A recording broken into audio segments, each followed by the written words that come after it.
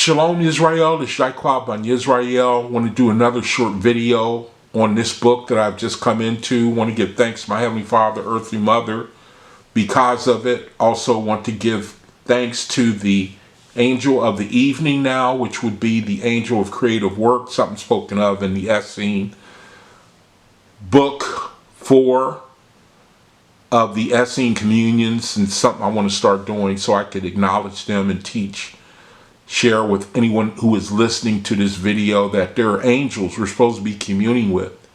The day angel was the angel of the earth. The angel of the earth was for Sunday during the day, and the angel of the evening is the angel of creative work.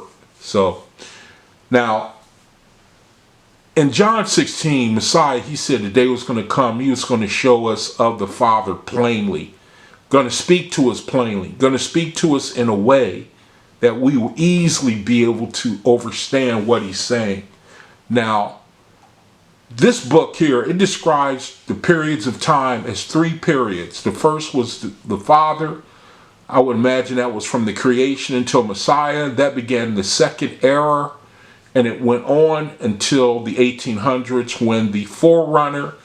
Now, you probably don't understand what I'm talking about when I say the forerunner. And get this book, go online and read the prologue, and it talks about how a man was used. He lived in Mexico, and he was used as a type of forerunner to bring this word which we have right now, which is really Messiah coming back in the Word.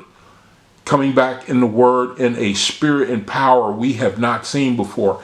And the serious thing about this is Messiah says in this word, I forget where it's at, he said that he's preparing us for the day when he's going to start speaking to us directly to our minds.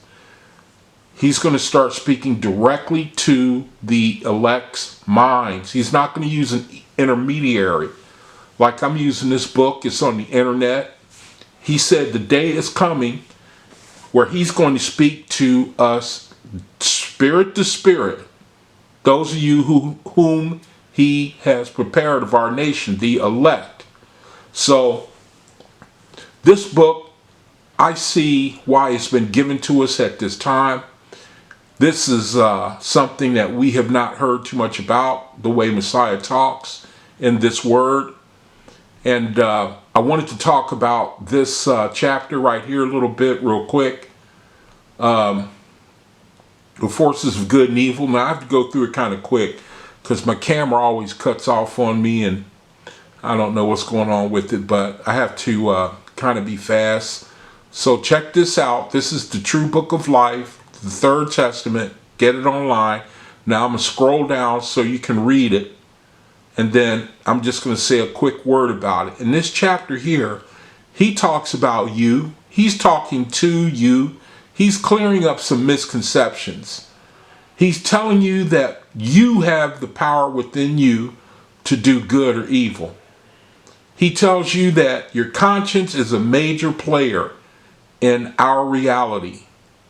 It either convicts us or it excuses us, the conscience. And we've known about this when you read, I think it's Romans, where he talks about our conscience either accusing or excusing us. Well, Messiah brings that right back to our attention again.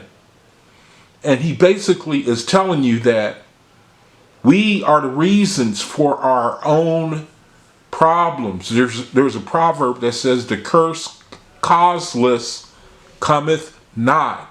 Now, I want to say a quick word about we have to really examine ourselves when you read this, because Messiah talks a lot about the importance of love of his law, love of the word that he has given us concerning the commandments and how to act towards even our oppressors. Now that's where the problem comes in for many of us, and I know myself, because this book is going to make you make some hard decisions about how we look at our oppressors.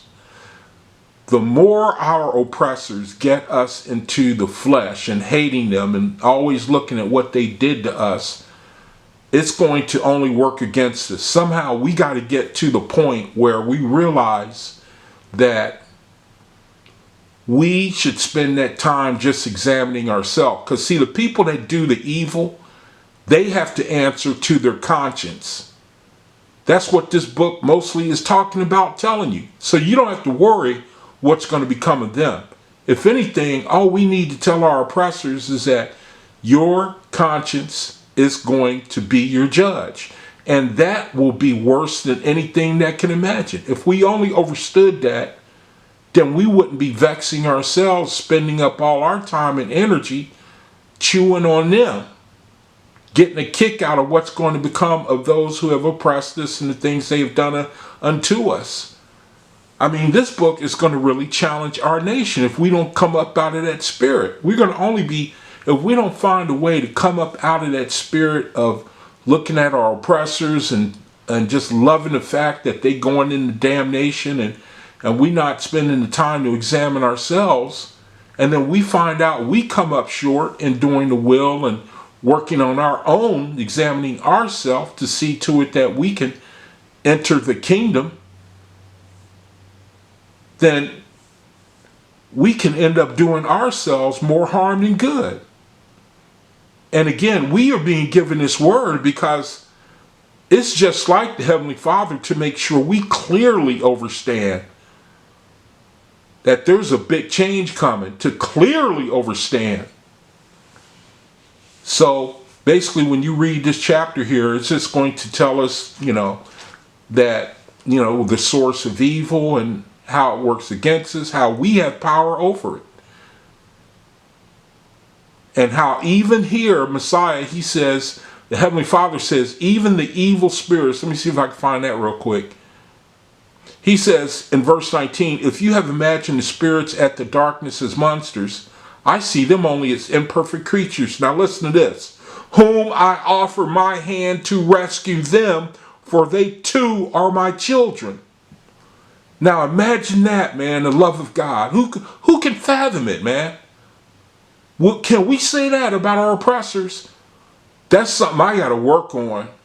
See, that's why Messiah talks about repenting.